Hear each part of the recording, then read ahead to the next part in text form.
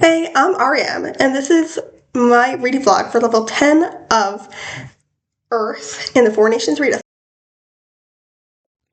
The Four Nations Readathon is a readathon where you try to become the Avatar from the TV show Avatar: The Last Airbender. And to do that, you have to read prompts for every nation. These consist of 10 levels and a few special skills and groups. So I started with Earth, and I'm now up to level 10 in Earth. Very fun. So to complete level 10, I need to read 5 prompts. One is, this role, level 10, is to become the protector of the badger moles. So the first prompt is to read a book with a furry creature on the cover. The next prompt is to choose 5 books and have someone choose one of those for you. After that, there's a prompt to read a friend's favorite book, reread your own favorite book, and a free pick. So the first one I started was read a friend's favorite book. This was not a reread for me, and it was 1984 by George Orwell. I read Animal Farm. I was forced to read Animal Farm in 8th grade for my English class. I did not like it. I thought it was stupid. I thought it was juvenile. I thought it was... But my friend also thought the same things about Animal Farm, but he really likes 1984. His favorite Orwell book, by the way, is Down and Out in Paris and London.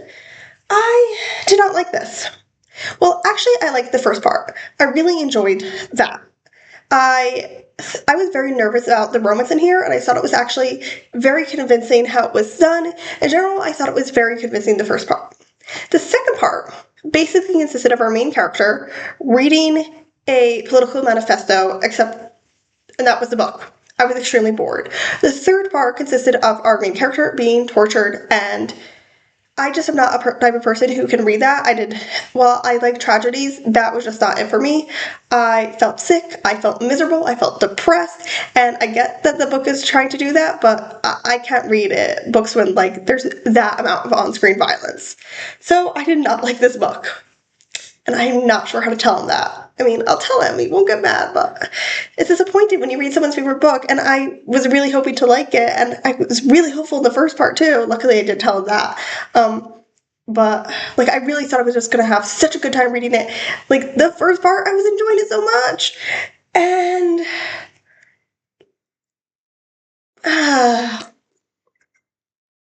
it is Saturday, July 18th. And I want to update you on level 10. So...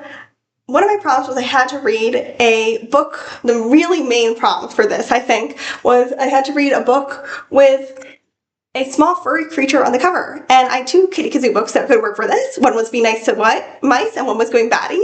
And I chose Going Batty just because I think bats are funner than mice. So if you don't know, the Kitty Kazoo Switcheroo series is about a girl named Katie who's 9 years old. And one day she has a really, really, really horrible day, and she makes a wish that she be anyone but herself. Now the thing is, that wish kind of comes true. In every book, she turns into anyone but herself. I have mixed feelings about this one specifically. So she has a best friend named Suzanne, who is really just a jerky, selfish kind of person. And on one hand in this one, she ended up not really having to deal with Suzanne's behavior. On the other hand, she didn't really seem to like her. And I was like, well, why are you putting up with Suzanne and saying that she's your best friend when you don't really like her? I did really enjoy the switcheroo with this. She switches into a bat, and I always love it when she switches into an animal. And I've mentioned before that I have this issue when she ends up switching into an adult, and then she messes up because she's not an adult, she's 9 years old, and she doesn't know how to do an adult job. And honestly, I would mess up if I was switched into a professional chef and I am an adult, because I don't have the professional chef training, then she has to fix it and make sure that person keeps their job. Anyways, this one, she did not do that. She did not have to do that, obviously, because she switched into a bat. I actually found what she ended up having to do quite fun. The bats did talk to each other, which is kind of surprising because it's not something Nasty Cruel generally does, but I found it very cute and I liked it. And overall, I did like this book. I just had some issues with it. Then I had to reread a favorite. And I decided to read The Very Secret Society of Irregular Witches by Sengu Mandana. Now, this book I read a few years back, and I was surprised at how much I liked it. And rereading it, I'm still surprised at how much I liked it then, because it's not that I disliked it. Well, I kind of disliked it. I found it to be overly twee. And it is a cozy fantasy. That's kind of the point, you know? But I just found like all of the characters were just such like maybe I think also I was just maybe not in the mood for a book like this. All of these characters were just like such good people that I kind of feel like I did have some complaints the last time I read this that did return also when I read it again. I felt that the character relationships went by way too fast. This book happens over 6 weeks, and honestly, most of the character relationships between, oh, what is this book about? Okay, so this book is about Mika Moon, who is a witch, and witches are led by rules, which means they can only meet once every 3 months because magic gathers wherever there are witches. So the more witches there are, the more magic there is, and they don't want to be caught. And one day she gets an email, it's like, we have 3 witches, children, and we need a witch to teach them magic. So she decides to go because she's out of a job. She's out of her rent has just ended. So her lease has just ended. So she decides to go. And it's kind of a found family story. I did, and both last time and this time when I read it, I just found the relationships developed too quickly. And because of that, the scenes that I remembered reading last time and really enjoying just didn't hit as hard for me. I think because I'd already read them, and I think I just should have left this at one read. Like, this, I had all the problems I had with it the first time I read it, and the tweeness, and there just got to me. There was also this thing where she would like just tell you the lesson you're supposed to learn, which was, oh my god, gets on my nerves so much. And yeah, I think I was just in a very, very different mood when I read this. I was very accepting of it, and I think I also kind of knew that. Well, I didn't ever articulate it to myself, even in my own head. I kind of knew that because I never put another book like this on my TBR. I wasn't interested in any book I saw like this that's very cozy fantasy, putting it on my TBR. So yeah, there are definitely things I enjoyed in this book. I do like the way magic is done in this book. That's one of the things that I love about fantasy is reading all the different ways that magic is done and the way that authors find it. And I very much enjoy magic that's not set by rules, which it is in this book. It's kind of everyone, and magic that is influenced by the magic person's personality, which it is in this book. So I really did like that. I did like the characters. I just didn't like how quickly the character relationships developed and all the therapy speak. Okay? Like, I realize that technically this is a good thing, like, that they're talking to each other. And again, but I think it was also the combination. Like, I cannot tell you what's happened inside this book, but, like, you know each other for 4 weeks and you're just putting out your biggest traumas. Unrealistic to me. Anyways, I do have her other book on my TBR. That's the only other book that I put on my TBR that has cozy fantasy, because I was like, I enjoyed this book. And I mean, even though the summary of it didn't super appeal to me, I just remembered enjoying this one so much. But we'll see. I am kind of annoyed at the cover because she is repeatedly described as chubby, and she's not chubby on this cover. Anyways, then I had a free pick, and I decided to read a book from the library that I had put on hold and never expected to get, and got after like 10 months, I think. It is Explorer, the Mystery Boxes, which was edited by Kazu Kibushi. So this is a collection of comics, and as you can see, it's quite short, which is a problem. So the idea that these are all fantasy comics, and a mysterious box appears in them all. So let's go through the comics together. Some I enjoyed, and some I didn't. So the first one we have is, well, again, I don't know the real name of the comic, but I'm just going to translate it as I think. Under the Floorboards by Emily Carroll. This is not one I super like. This is kind of a horror comic where we have a girl and there appears a doll who kind of takes over her life. I just thought the fact that it was so short really was very, very detrimental to the comic. And really ruined the plot, because the plot, I've seen this plot 5,000 times before, and I'm not even talking about books. I'm talking about like jokes and and like urban stories that kids tell each other at sleepovers, you know?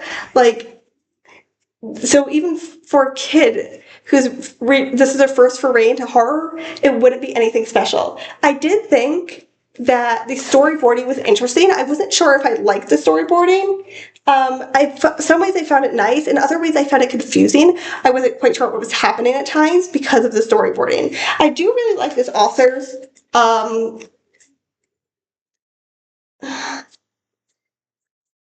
art style and the way that her expressions are. Her art style is very simple and her expressions are very simple, but you can very much tell what a character is thinking. And I actually think this would even be better with as a wordless comic. Okay, then my second favorite comic, I'm not sure how to translate it, Thorough Cleaning by Readathon and Dave Roman. So in this one, we have a kid who's told by his father to clean out the closet, and he finds a mysterious box, and then immediately a bunch of witches and wizards come and start arguing over it. Now, I thought this one really utilized the fact that it's such a short comic very well. If this were a longer comic, it would have been absurd for a bunch of witches and wizards to come and immediately end as quickly as they did, but because of a short comic, it makes sense. So I thought it utilized this time very well. I love colorful comics. I love comics where you have to look and see all the details, and this is very much a comic like that. I love Raina Telgemeyer's drawing style, especially when it's this kind of absurd thing that's happening, and like I really just love this panel.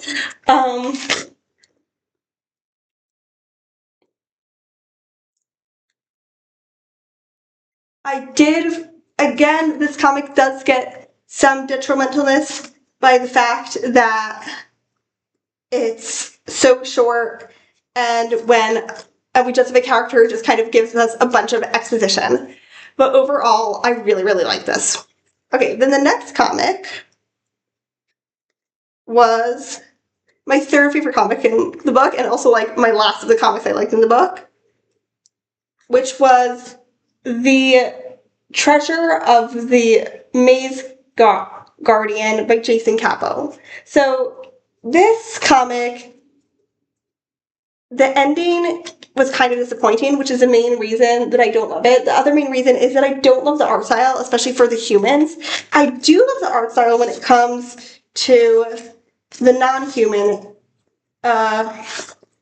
Maze Guardian. Let me try and picture this without spoilers. Like, I do love him. Just a human, I feel like, doesn't really match the rest of this fantasy world style. I would genuinely like to see more of what Jason Capo could do in longer works. Okay, next one.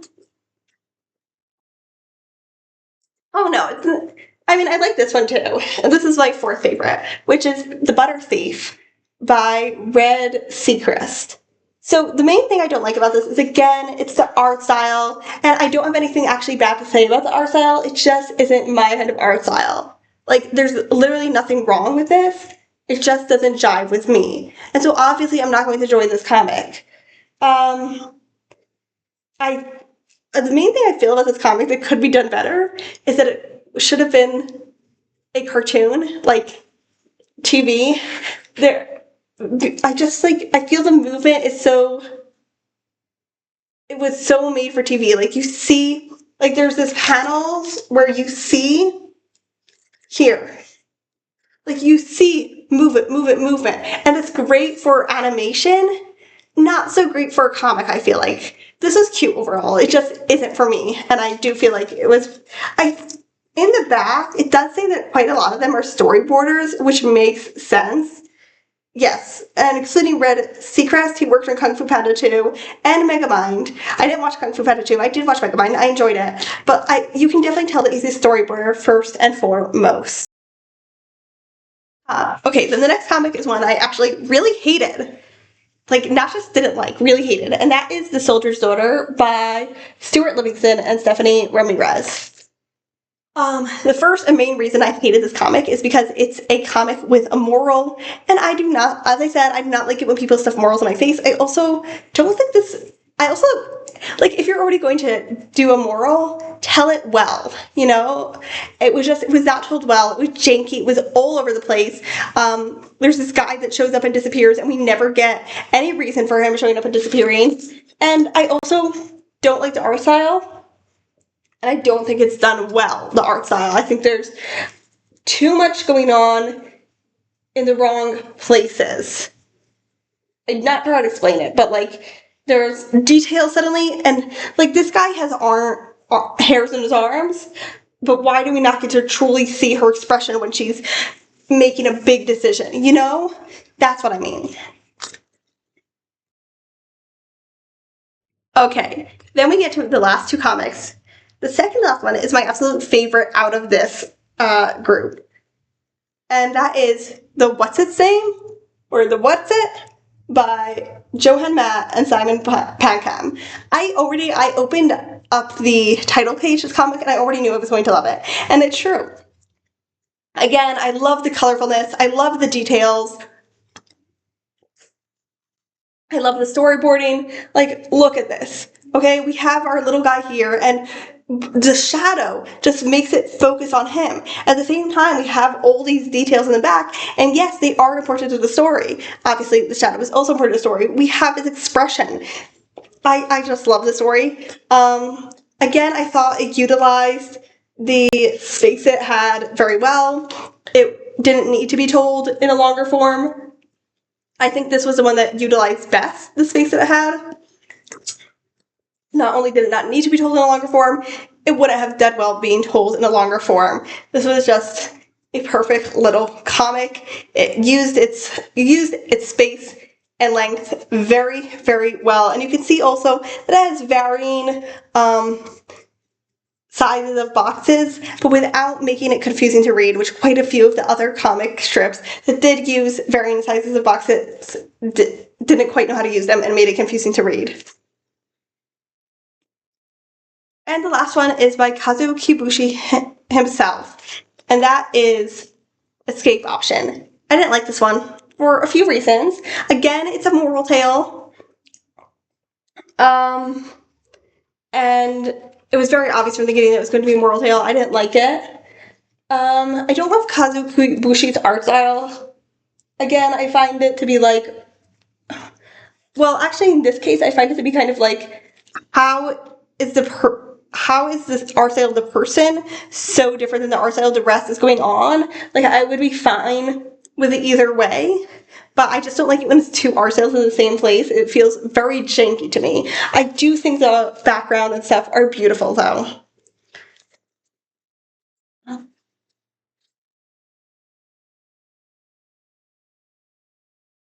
And there was some good movement. This is that comic that I complained about, that it felt too much like animation. Now this is how you do it in a comic. When you want to say that the doors are slowly closing, this is Hebrew, so it goes like this. That's how you do it. And then we know it's slowly, but it doesn't feel like it's taking forever. Anyways, if you can believe it, I still have another book I need to read, which is the comic that was chosen for me for the 5-1. I will get into that when I actually read that comic. Tell me why I opened up this Batman comic at 7:20 in the morning, and it's now 2:44, and I just read it. I think it's because the fact that I just have to go through so many steps to open it up frustrates me to the nth degree, and then I don't want to read it. But let's talk about it. So the last prompt for level 10 is to choose 5 books and have someone pick one for you.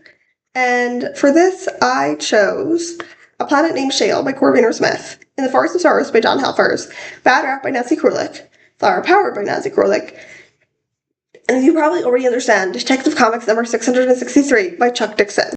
So the main thing I feel with this one is just like relief, like also because I'm exhausted. I'm so sorry, I'm so exhausted. Oh my god, my sleep schedule's so messed up. I just want to sleep properly. But I just feel like relief. Like we're finally getting somewhere. All of these comics that I've been leading up to and I've been getting bored of and tired of, we're finally getting to the point where they led up to. Okay, I was literally so exhausted. I forgot that that was the last book and I finished level 10. But I finished level 10. So let's rate everything I read. So at the bottom is definitely that comics collection. There were just too many comics that weren't good. Then right above that, I would put the Batman comic. I wasn't enthused. Now I will say I was exhausted when reading it, and that does take away some of like any enthusiasm I could have felt.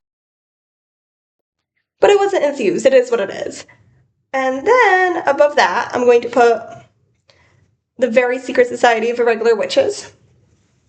And then I think I'll put Going Batty above that and then 1984 at the top. But honestly, Going Batty and 1984 could both switch. But that is level 10 finished. Oh my goodness.